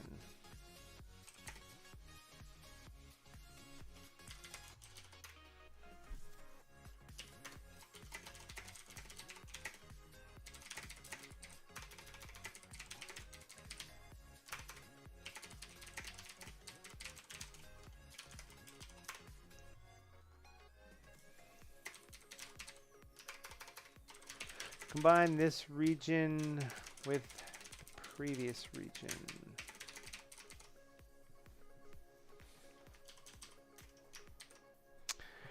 Now the real question is, does that actually work in Python type stuff?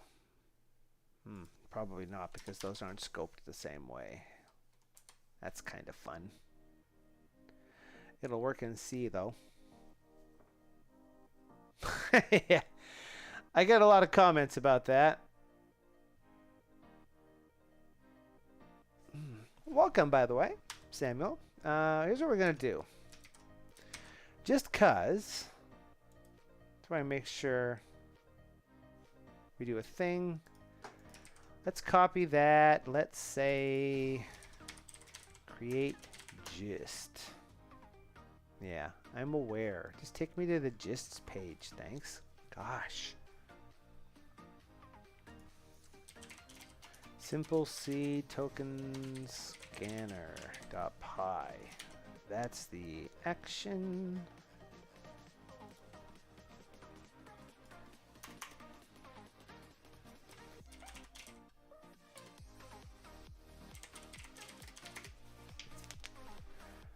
Oh, I guess you should probably add a comment for that other part too, huh? That probably would have been a clever way to do that.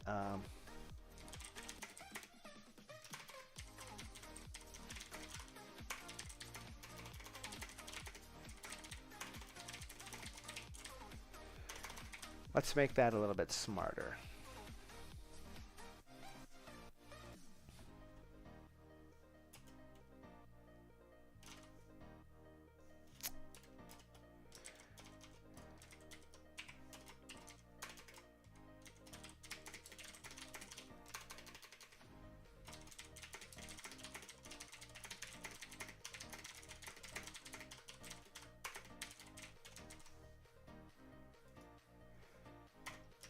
Do something like that. Okay. That can't possibly break anything, says me.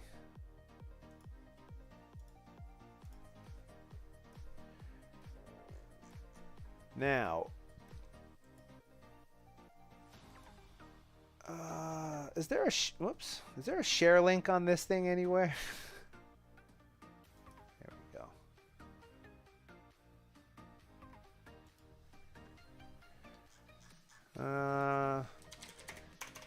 This is a simple plugin example for Sublime Text made in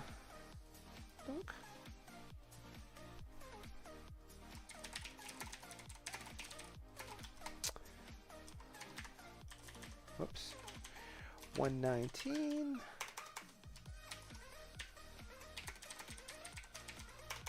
It demonstrates using the thing I can't remember.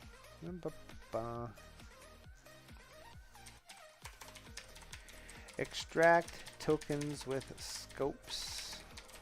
Functionality in the view class to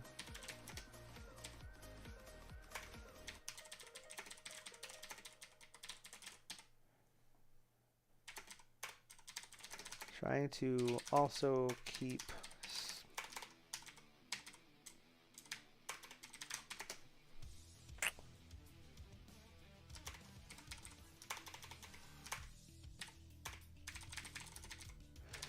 including their accessor characters.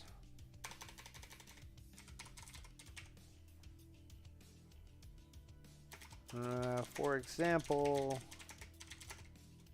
okay, well, I should probably say this. In the example, the console will display the hovered variable reference, if any.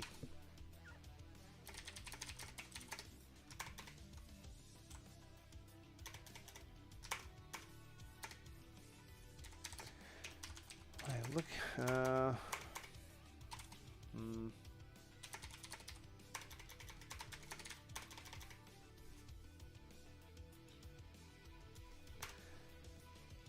boy.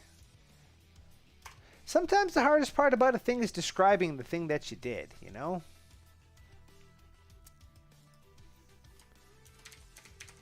The user that asked the question was interested in being able to look up variable references, including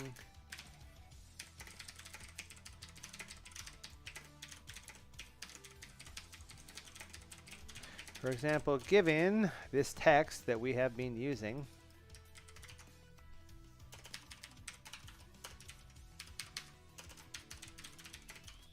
hovering over fields should return this object.field, while hovering over object should return this object. In this simple example, the result, if any, is displayed to the console.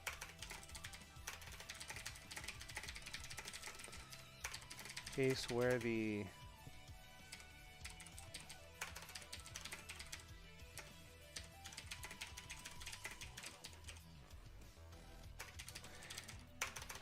everything must be on the same line.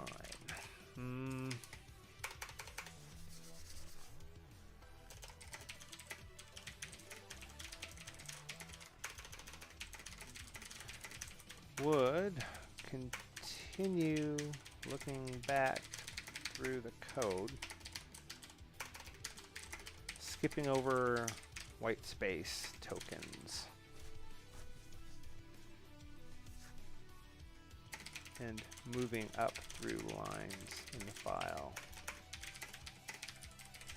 I think that's probably good enough as these things go. Now, if we just see something like this,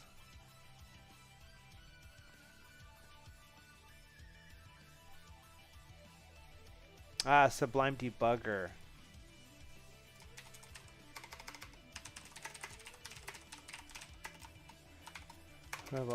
Note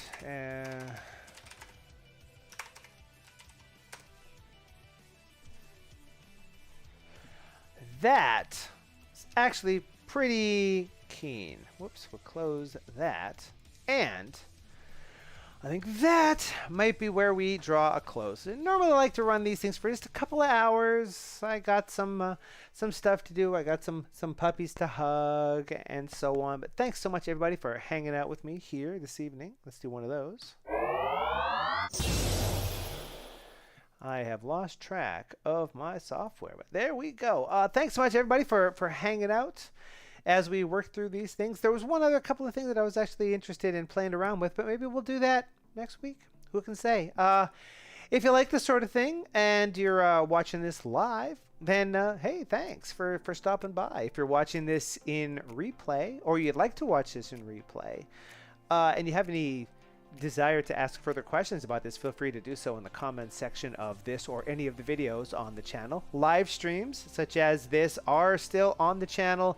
They are marked as unlisted once the stream ends, but there is a playlist called Sublime Text Live that's linked on the channel page that will get you back in here if you'd like to see. If you'd like to see more of these, subscribe here on YouTube to know when I'm going live. If you'd like to see just more development work in general in Sublime Text, writing other things and you wanted to use the link down in the description to follow me on Twitch, because I stream there at least 2 days a week, occasionally more.